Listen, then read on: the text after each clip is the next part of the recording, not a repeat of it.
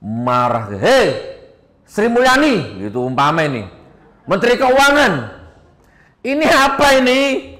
Emas ditimbun seperti ini apa ini? Marah Pak, berat besok hisabku di hadapan Allah ini.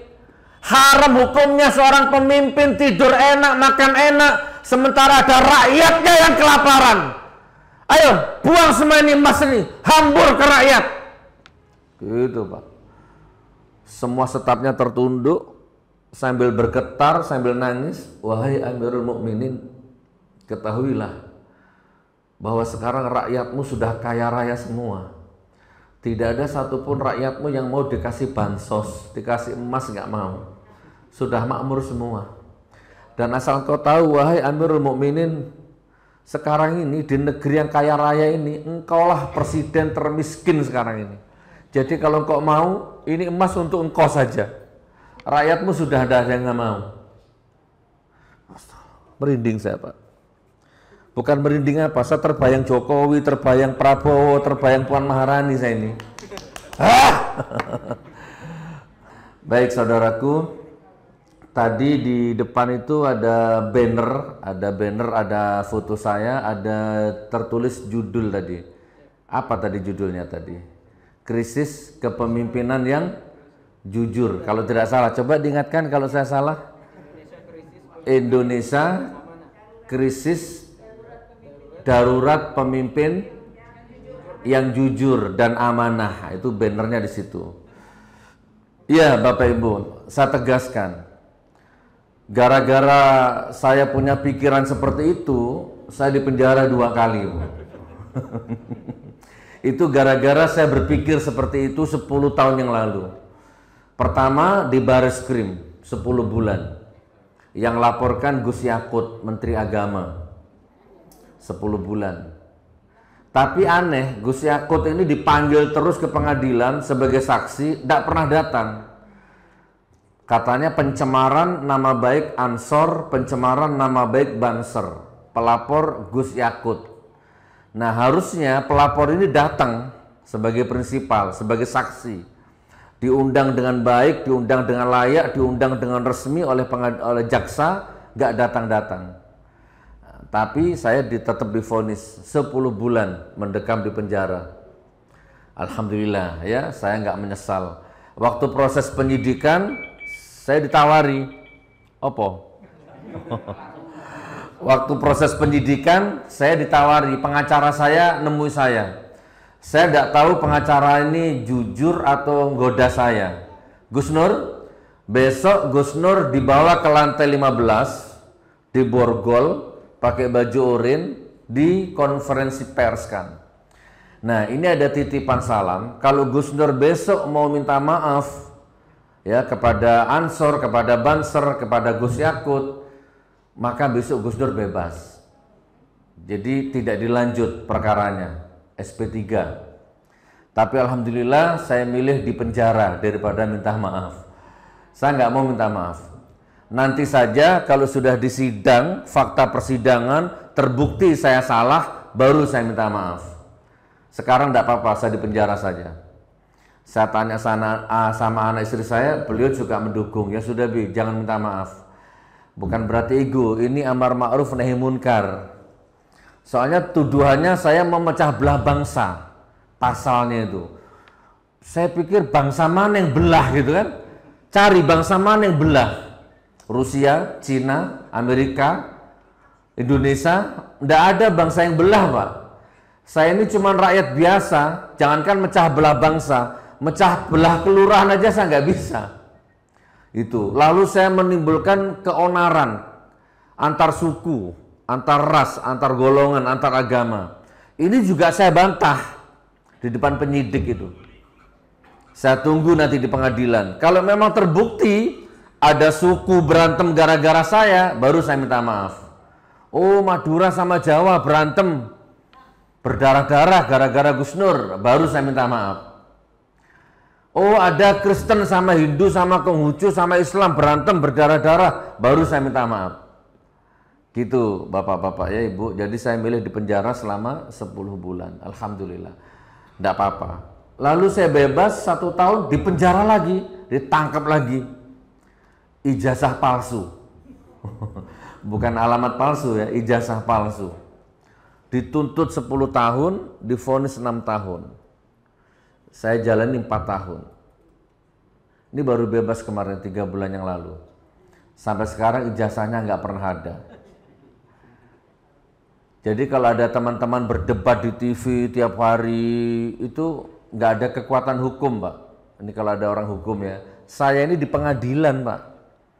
Saya ngomong sama jaksanya, Pak Jaksa, kalau Anda bisa mendatangkan ijazah aslinya, dan itu tugas Anda, bawa ke sini yang asli, ditunjukkan ke depan hakim, nanti kalau ada, saya cium kakimu. Itu videonya viral tuh. Dan saya akan minta maaf kepada Pak Jokowi. Dan saya akan minta maaf kepada media. Silakan datangkan ke sini. Dan itu hukumnya wajib sebagai fakta persidangan. Ternyata nggak datang, 6 bulan sidang. Nggak ada yang asli. Tapi tetap diketuk palu. 4 tahun saya di penjara. Memang Gus Nur harus salah, Gus Nur wajib salah, Gus Nur pasti salah. Repot sudah kalau gitu. Kenapa? Karena saya punya pikiran seperti yang ditulis di banner depan tadi itu. Indonesia ini krisis hukum, krisis keadilan, krisis pemimpin yang amanah. Saya jadi teringat, kalau salah dikoreksi ya, pada zaman-zaman khalifah yang dulu, salah satunya Umar bin Abdul Aziz. Pemilihan presiden itu kalau menurut syarat Islam murah, Pak. Tinggal rapat, tinggal apa namanya istilahnya, ya rapat, konsolidasi, tinggal tunjuk kamu jadi presiden. Mau tidak mau kamu jadi presiden. Selesai, murah biayanya. Nah waktu itu ada jutawan, hartawan, kaya raya namanya Umar bin Abdul Aziz. Ditunjuk, kamu sekarang presidennya. Apa yang terjadi Bapak Ibu? Umar bin Abdul Aziz nangis sejadi-jadinya. Takut dia nggak mau jadi presiden. Jangan saya. Serahkan yang lain dulu, jangan saya. Saya nggak kuat nerima amanah jabatan ini, jangan saya. Kalau zaman dulu dikasih jabatan lari, Pak, takut, Pak. Gitu kan? Tapi nggak mau, sudah de facto, aklamasi, absolut, voting. Kamu jadi presiden. Karena sudah nggak bisa menolak, apa yang terjadi? Rumah istananya, kekayaannya semuanya disedekahkan ke negara. Itu saya berat ini nanti, hisapnya di hadapan Allah ini berat nanti ini. Daripada nanti ada seperak, 2 perak, 1 dirham, 2 dirham, hartanya negara yang masuk ke dalam perutku, istriku, anakku, mending tak sedekahkan semua kekayaanku. Gitu kalau dulu, Bu. Jadi istananya, hartanya semua disedekahkan ke negara. Nah, lalu dia pulang ke istrinya, dia kabari istrinya. Sebelum istrinya dikabari, ditanya dulu, istriku, seandainya kamu suruh milih dunia atau suami, pilih mana? Gitu, Pak. Coba istrimu tanya nanti, yang seandainya kamu suruh milih dunia atau abang, pilih mana? Kira-kira jawabannya gimana? Milih engkau suamiku, kan gitu ya. Itu begitu istrinya Umar bin Abdul Aziz. Tentu aku milih kamu. Ada apa gerangan, duhai suamiku? Hari ini aku dipilih jadi presiden. Maka aku tidak punya pilihan, kita harus hidup sederhana. Kalau kamu memang memilih aku, ayo kita pindah ke rumah yang sederhana. Istana ini kita sedekahkan ke negara. Dan mulai sekarang kita jangan pakai baju yang di atas 6 dinar. Dia harus di bawah 6 dinar. Dirham, dinar, pokoknya di bawah 6 itu. Gimana istriku? Maka dengan senang hati, dengan bahagia dilepas semua perhiasan istrinya, dilepas semua ditinggalkan, disedekahkan ke negara. Sejak itu dia hidup sederhana sebagai presiden. Bahkan ada cerita familiar, malam-malam ada tamu, tok. Assalamualaikum. Waalaikumsalam. Siapa? Saya. Ya, presiden. Wahai Amirul Mukminin, perlu apa? Ada keperluan mendadak ya presiden. Oke, pribadi atau negara? Pribadi, presiden. Oh ya, silakan masuk. Begitu duduk, lampunya dimatikan. Lampu minyak. Tamunya bingung, kok gelap? Presiden, kenapa dimatikan lampunya? Lah ini kan urusan pribadi. Ini lampu minyak milik negara. Ya sudah, kita gelap-gelapan gini. Kita nggak boleh kalau urusan pribadi pakai minyak negara, nggak boleh. Begitu Pak. Ini mudah-mudahan Pak Prabowo nonton ini. Luhut Binsar Panjaitan nonton ini. Mana yang live ini? Lah sekarang mobil dinas dipakai urusan pribadi. Apa? Kacau ya. Itu Pak. Sampai suatu ketika nih, setelah dipimpin oleh Umar bin Abdul Aziz dengan cara yang syariah, takut kepada Allah, dalam waktu singkat Islam berkembang di sepertiga dunia. Maka suatu ketika ini tiba-tiba Umar bin Abdul Aziz ini sidak. Kalau sekarang itu mungkin Bu Sri Mulyani mungkin ya, Menteri Keuangan lah ya. Sidak ke satu tempat kas negara lah intinya, penyimpanan kas negara. Ditemani beberapa staf di situ. Kaget Umar, Bapak. Presidennya kaget. Loh kok banyak emas, emas, perak, perunggu banyak ditimbun. Marah, hei Sri Mulyani, gitu umpama ini, Menteri Keuangan. Ini apa ini? Emas ditimbun seperti ini apa ini? Marah Pak. Berat besok hisabku di hadapan Allah ini. Haram hukumnya seorang pemimpin tidur enak, makan enak, sementara ada rakyatnya yang kelaparan. Ayo buang semua ini emas ini, hambur ke rakyat. Gitu Pak. Semua stafnya tertunduk sambil bergetar, sambil nangis. Wahai Amirul Mukminin, ketahuilah bahwa sekarang rakyatmu sudah kaya raya semua. Tidak ada satupun rakyatmu yang mau dikasih bansos, dikasih emas, nggak mau. Sudah makmur semua. Dan asal kau tahu, wahai Amirul Mukminin, sekarang ini di negeri yang kaya raya ini, engkaulah presiden termiskin sekarang ini. Jadi kalau engkau mau, ini emas untuk engkau saja. Rakyatmu sudah ada yang nggak mau. Merinding saya Pak. Bukan merinding apa, saya terbayang Jokowi, terbayang Prabowo, terbayang Puan Maharani saya ini. Nggak apa-apa. Dulu murah jadi presiden Pak. Kenapa sekarang kok krisis pemimpin yang amanah? Sistemnya salah. Saya tanya, berapa gaji wali kota? Kadang tahu? Gaji wali kota itu 5 sekian, nggak sampai 6. Gaji gubernur 8 sekian, nggak sampai 10. Tapi Anda tahu berapa kos, berapa biayanya untuk jadi wali kota? Berapa? Ada yang tahu? 30 miliar, 40 miliar, 50 miliar. Gajinya cuma 5 juta. Anggaplah 6 juta lah, dikalikan 5 tahun, berapa? 350 sekian, ya anggaplah 400 juta. Merebut, mencari penghasilan gaji 400 juta, biaya yang dikeluarkan 50 miliar. Ini sudah salah secara syariat Pak. Makanya nggak ada pemimpin jujur. Makanya kalau Al-Quran berfirman, surat Muhammad ayat 7, umpama ini buka Al-Quran, ada di sebelah kanan, baris ke-10. Itu 23 sampai 10. Ya ayyuhalladzina amanu intan surullaha yansurkum wa yutsabbit aqdamakum. Hai orang-orang beriman, tolonglah agamaku, aku pasti menolongmu. Itu Allah yang bicara, pasti. Pastinya Allah ini absolut Pak. Nggak mungkin bohong. Tapi kalau ada calon wali kota, calon gubernur, calon legislatif, calon presiden, rakyat pilihlah aku. Nanti kalau aku jadi begini, aku pasti begini. Saya jamin 90% bohong itu Pak. Ya 100% bohong itu. Tapi caleg di Jawa, kalau di sini enggak. Di sini insya Allah baik semua calegnya. Tapi kayaknya nggak ada caleg baik, loh biayanya 50 miliar. Nih caleg nih, Gus Nur, saya mau caleg, calon legislatif atau calon wali kota. Mulai saya maju, ikut konsultasi. Oke, saya mulai kuras tabungan di bank, investasi, mulai bikin kartu nama, bikin banner, bikin spanduk, mulai saya cari masa. Intinya di tengah jalan sudah habis 20 miliar. Tapi uang saya sudah habis. Ini perjalanan masih panjang, Pak. Tapi di tengah-tengah sudah habis uang saya. Bagaimana? Mundur rugi, maju nggak punya duit. Stres Pak. Sudah mulai impoten, lemah syahwat, sudah mulai datang itu. Sudah mulai nggak normal hubungan suami istri. Otaknya sudah berat, stres. Mau mundur rugi, mau maju nggak berani karena nggak ada modal. Nah disitulah datang pemodal.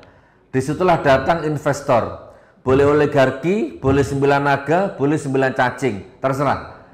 Boleh bank, pokoknya datanglah bankir-bankir gelap itu datang. Ayo tak modali kamu. Tapi nanti kalau jadi bagaimana? Terikat tanda tangan kontrak yang gelap-gelap itu. Makanya begitu saya jadi, pertama yang muncul di otak saya Pak, itu bukan rakyat Pak, bukan janji. Waktu saya kampanye, enggak, walaupun sudah disumpah Al-Quran Pak. Ini Qurannya dibohongi Pak. Kenapa? Karena saya sudah terikat utang miliaran Pak. Itu yang harus saya kembalikan dulu. Maka segala macam lah, pajak lah, inilah, nggak ada rakyat itu, nggak ada. Itu sekarang lagi viral, Bupati Pati itu menaikkan pajak 250%. Rakyatnya marah. Saya akan demo 5.000 orang. Ternyata bupatinya jawab, jangankan 5.000 orang, 50.000 saya nggak takut. Wah, sekarang beneran tuh, tanggal 13 besok, ratusan massa akan datang, ribu. Sekarang sudah ada aqua, air minum bergalon-galon, berjuta-juta dus masuk ke kota Pati sekarang. Baru sekarang minta maaf. Tidak bisa Pak. Ini saya belum ceramah ini, masih mukadimah ini. Masih ingat sejarah Prancis? Nah, kalau ngomong ini kita akan kembali ke Prancis Bu. Revolusi Prancis tahun 1789. 1789 sampai 1799. Bapak Ibu di mana waktu itu? 1700 loh. Waktu itu ada kerajaan oligarki, apa namanya? Dinasti monarki absolut.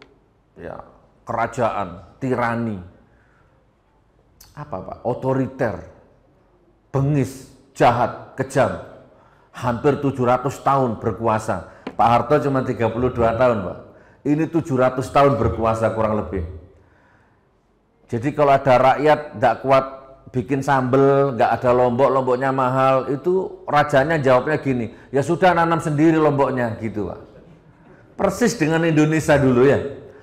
Jadi kalau ada rakyatnya, raja, saya nggak kuat beli token listrik, tolong turunkan harga listriknya, ya sudah cabut meterannya, gitu Pak. Itu dulu terjadi 1789. Nama rajanya Louis XVI, nama istrinya Marie Antoinette. Rakyat marah, nggak bisa dibendung, terjadi revolusi itu. Akhirnya Raja Louis XVI dan istrinya Marie Antoinette ini mati di giulatin. Ada dua tiang begini, di atasnya ada pisau tajam, terus kepalanya di situ, baru dipenggal lehernya itu. Penjara Bastille yang menjadi kebanggaan rezim waktu itu dihancurkan. Pedagang, petani, mahasiswa, rakyat bersuara menyatu, menyerbu. Sehebat-hebatnya raja, sehebat-hebat presiden, kalau rakyat sudah bersatu, suara rakyat, suara Allah, suara alam, selesai. Fir'aun tenggelam, Korun tenggelam, apalagi cuman Mukidi. Terutama Pak Prabowo, ini ada yang live, Pak Prabowo, saya sayang sama Anda, saya sayang sama negara ini. Ya pokok kalau Anda jadi presiden, jauh dari Al-Quran, jauh dari Allah, jauh dari nur Nabi Muhammad SAW, lebih mementingkan berteman sama penjilat, pendusta, pembohong, munafik, tunggu. Ini hukum alam yang bicara, Anda akan hancur, Anda akan tenggelam bersama itu, masa lalu dosa-dosamu itu. Hati-hati Pak. Krisis kepemimpinan yang jujur, kenapa? Karena salah sistemnya. Untuk jadi pejabat aja 50 miliar. Allahu Akbar. Dan itu sebenarnya sudah diramal sama Rasulullah. Dalam satu hadis yang sangat sahih, sangat familiar, tapi saya lupa hadisnya. Coba diingatkan. Sayati 'alan nasi sanawatun khadda'atu yusaddaqu fihal kadzib wa yukadzabu fihas shadiq. wa yu'tamanu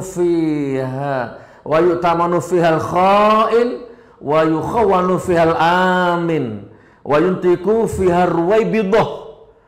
Qila wa ma ruwaibidah ya Rasulullah, kata sahabat. Qal rajulu tafihu fi amril ammah. Itu hadisnya. Perhatikan pelan-pelan Bu. Kata Rasulullah, akan tiba nanti kepada manusia tahun-tahun yang penuh kedustaan. Di mana pada tahun-tahun itu pendusta dipercaya. Ini terjadi sekarang ini. Ada pembohong dipercaya, dibela, dipuja, bahkan disembah, bahkan dijilat kakinya, bahkan dijilat pantatnya itu. Demi komisaris, demi duit. Padahal pendusta, padahal bohong tuh. Saya sama anak saya ditelepon, suruh ketemu. Sini Gus, saya ada perlu sama Anda. Ini saya punya tanah banyak, tinggal milih. Ini sama beliau nih, anak saya ini. Saya ke sana Pak, ada beberapa tim saya ajak. Ketemu saya sama orangnya. Gemuk orangnya, obesitas. Itu ada pegawai bank, ada notaris atau apa itulah. Gus Nur punya pilih tanah di mana? Di Jawa Timur ada, Jawa Tengah ada, Jawa Barat ada. Uangnya ada. Ini Indonesia ini butuh orang seperti Anda Gus. Ayo bikin pesantren lagi seperti di Palu, kita biayai semua. Ya cuman kalau bisa sudahlah Gus Nur, nggak usah ngurusi pemerintah. Nggak usah ngeritik-ngeritik pemerintah. Ini ada tanah, ada uang buat pesantren Gus. Alhamdulillah sampai detik ini saya tolak itu Bapak Ibu. Karena bersuara kebenaran itu panggilan jiwa, nggak bisa diukur dengan duit. Gitu. Apa tadi? Akan tiba satu tahun, akan tiba kepada manusia tahun-tahun yang penuh kedustaan, di mana pendusta dipercaya. Sekarang ada nggak pendusta dipercaya? Ada ya. Ya itu caleg-caleg itu udah tahu dusta dikasih kaos Anda terima. Oh kalau saya tak lempar ke mukanya itu kaos itu.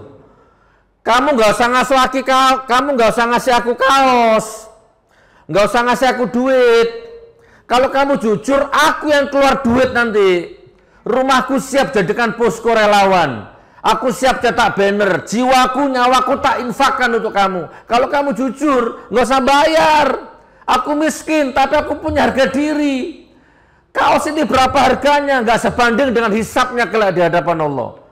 Gitu Pak. Ini kayaknya wajah-wajah kaos semua ini kayaknya. Takbir. Yang dusta dipercaya. Sementara yang jujur dibuang-buang, difitnah-fitnah, dipenjara, ditangkepin yang jujur ini. Ini sekarang ini Pak, yang dusta dipercaya, yang jujur malah didusta-dustakan, difitnah-fitnah. Lalu orang pengkhianat dikasih amanah, dikasih jabatan, pengkhianat dikasih jabatan. Bapak Ibu, Malaysia, Singapura dan beberapa negara yang lain, bensinnya tuh murah Bu, lebih mahal Indonesia. Pertamina Dek di sini 13.000 sekian. Di Malaysia nggak sampai. Tapi Malaysia untung terus. Lah ini Indonesia ini harganya mahal. Kalau kita beli cash nggak beli ngutang, tapi rugi terus, bangkrut terus Pertaminanya. Kenapa? Ya pengkhianat semua pegawainya, petugasnya itu. Dioplos lagi. Otaknya sudah keoplos itu. Amanah diberikan kepada pengkhianat. Ini hadis sahih, Rasulullah bersabda. Sudah diramal sama Rasulullah itu. Terus pada saat itu, zaman itu bermunculan ruwaibidah. Sahabat bertanya, apa itu ruwaibidah? Ruwaibidah itu termul. Kalau bahasa sekarang termul itu ruwaibidah itu. Ternak Mulyono itu ya. Itu ruwaibidah. Nih catat ini. Apa itu? Orang-orang bodoh bicara tentang kemaslahatan umat. Banyak sekarang. Naudzubillah min dzalik. Ayo Bapak Ibu, jadikan Riau ini menjadi provinsi yang baldatun thayyibatun warabun ghafur. Karena Indonesia ini kalau menurut saya nih, ya mudah-mudahan salah. Indonesia ini sedang ditarget azab Allah, nggak ada obatnya. Indonesia ini sakit, nggak ada obatnya Bu. Apa obatnya? Ganti presiden. Bu, nggak bisa Bu. Presidennya sama. Kalau mau jadi presiden 70 triliun biayanya. Dari mana Pak? Nggak bisa. Obatnya cuma satu Bu. Tanahnya belah kayak Nabi Lut itu, ditenggelamkan istananya, digulung mati semua di situ. Nah itu baru sembuh Indonesia Pak. diganti orang baru, hibrida baru, bibit baru, pemimpin baru, hukum baru, sistem baru, baru bisa Pak. Tapi ini hanya saya, rakyat kecil. Allah punya kehendak yang lain. Tapi kalau memang itu terjadi, biarlah Jakarta saja, DPR saja. Ini nggak usah, sini nggak usah. Khusus DPR saja. Karena di sana, dajalnya di sana Pak. Nah, gimana supaya Riau ini tetap baldatun thayyibatun warupun ghafur? Gimana kira-kira supaya Anda ini ekonominya kuat, mapan, nggak punya utang, banyak sedekah, bermanfaat, kaya raya, kaya iman, kaya harta, kaya ilmu, kaya saudara? Gimana Anda ini supaya bisa seperti itu? Supaya punya harga diri. Jadi ini kalau ada caleg nyogok, sama nggak mau. Jangan. Itu gimana caranya? Nah itu saudaraku. Amalkan surat Fatir ayat 29.